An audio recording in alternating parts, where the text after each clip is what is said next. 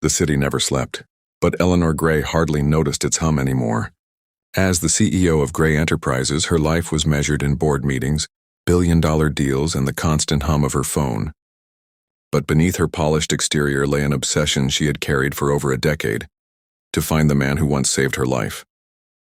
It had happened 12 years ago in a burning train station.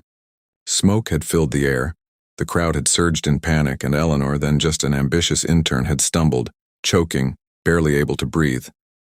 Out of nowhere, strong arms had lifted her. A calm voice whispered, "You're going to be okay." Then he carried her to safety, set her down, and vanished into the chaos before she could even thank him. For years she had searched. Investigators, advertisements, rewards. She had poured more than $50 million into finding that man. But the trail always ended the same way, nowhere. People told her to move on, but she couldn't. It wasn't just gratitude. Something about that moment had stayed with her, like a missing piece of her life she couldn't let go. One late evening, long after her staff had gone home, Eleanor walked through the quiet, gleaming halls of her corporate tower. The cleaning crew was already at work. She barely noticed them anymore, always lost in her own thoughts. As she passed the lobby, a low, familiar hum stopped her in her tracks. A melody, faint but unmistakable. Her breath caught.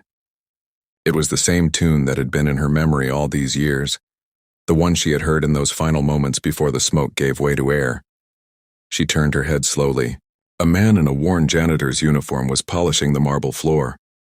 His hair was streaked with gray, his eyes tired but kind. The name tag read David. "That song," she whispered. David looked up, surprised. "Just an old lullaby," he said. Her voice trembled. "Was it 12 years ago at the station fire?" His eyes froze on hers. Silence hung in the air before he finally said, "I didn't think you'd remember." Eleanor stepped closer, her mind reeling. All these years, all that money, all those dead ends, and the man she had been searching for had been right here, walking past her in the halls every night. David smiled faintly. "I didn't want anything in return. Saving you was enough." But Eleanor felt the weight of every missed moment between them.